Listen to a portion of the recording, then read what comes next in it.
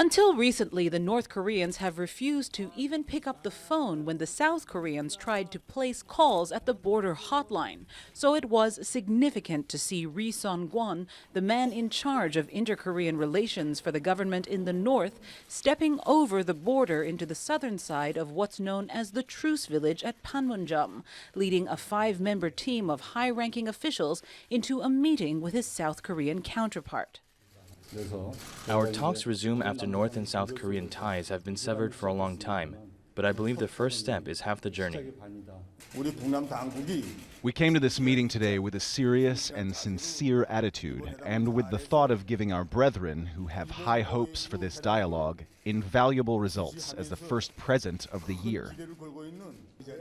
The meeting did produce results, an agreement for North Korean representatives to attend next month's Winter Olympics in Pyeongchang.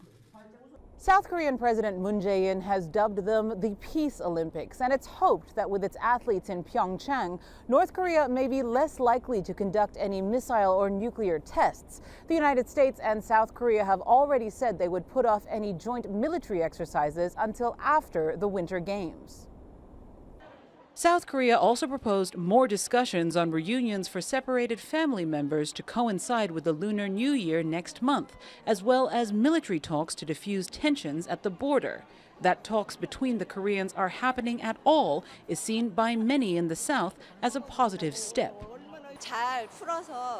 I believe these formal diplomatic discussions can result in peace. Foreigners see the Korean peninsula as a dangerous place that's under the constant threat of war, and I hope those concerns don't become reality. But skeptics are concerned the talks won't do enough to resolve the major issue of North Korea's nuclear weapons program. South Korea says it mentioned denuclearization, drawing little response. Their nuclear weapon development program is a threat to the regional and international community, and the United Nations has implemented very strict sanctions. So we need to maintain our stance that they need to abide by the resolution, as we have been asking them. Still, Japan says it welcomes North Korea's change in attitude on attending the Winter Olympics. Novak, Al Jazeera, Seoul.